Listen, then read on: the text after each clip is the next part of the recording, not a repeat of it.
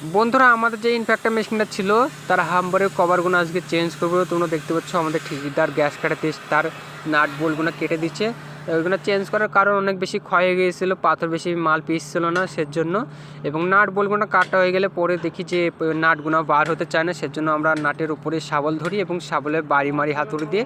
কিছুক্ষণ বাড়ি মারার পরে দেখতে পাচ্ছ নিচে পড়ে যায়, সেগুলো খুলে তারপরে বন্ধুরা আগে থেকে জমে থাকা মাটিগুলো আমরা পরিষ্কার করে নিচ্ছি। তার কারণ মাটি পরিষ্কার না করলে প্লেটগুলো ভালোভাবে বসবে না, ভালোভাবে না বসলে পরে সমস্যা হতে পারে।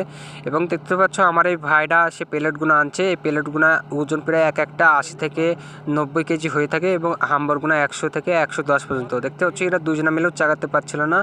এবং এই যে প্লেটগুলো লাগাবো তার নাট বোল্ট এইগুলো দেখতে পাচ্ছ 4টি নাট বোল্ট লাগবে এবং আমি 4টি নাট বোল্ট নিয়ে নিয়েছি। নাট বোল্টগুলো তো অনেক বেশি ধুলো লেগেছিলো, দেখতে পাচ্ছ আমি তারপরে ধুয়ে নিচ্ছি। নাট বোল্টগুলো ধুয়ে নিলে এইসব কাজে নাট বোল্ট ধুয়ে নিলেটাই সুবিধা হয়। নাট বোল্ট না ধুলে পারে লাগতে চায় না, চাকি অনেক বেশি প্রবলেম হয়। তো আমি বলি কি এইসব কাজ করতে গেলে তোমরা একবার করে নাট বোল্টগুলো ধুয়ে নেবে। এবং তারপর দেখতে পাচ্ছ আমরা এক সাইডে প্লেটটা লাগিয়ে নিয়েছিলাম এবং অন্য সাইডে প্লেটটা কীভাবে লাগাচ্ছি তোমরা দেখে নাও।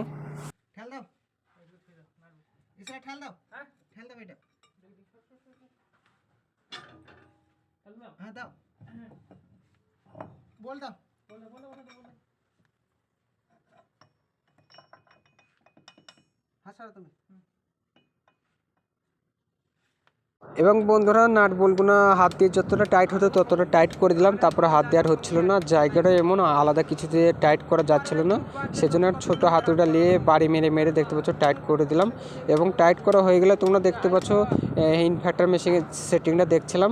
নতুন হাম্বর, নতুন বলতে কালকে পাল্টি করেছিলাম হাম্বর আর তার নতুন কভার। এবারে অনেক বেশি সুন্দরভাবে মাল পিসবে। আর যে নাটগুলো টাইট করলাম সেগুলো পেছন দিয়ে আমরা বেল্ডিং করে দিচ্ছি। বেল্ডিং না করলে পারে নাট বোল্টগুলো খুলে যাবে। তো সবাই ভালো থাকবেন।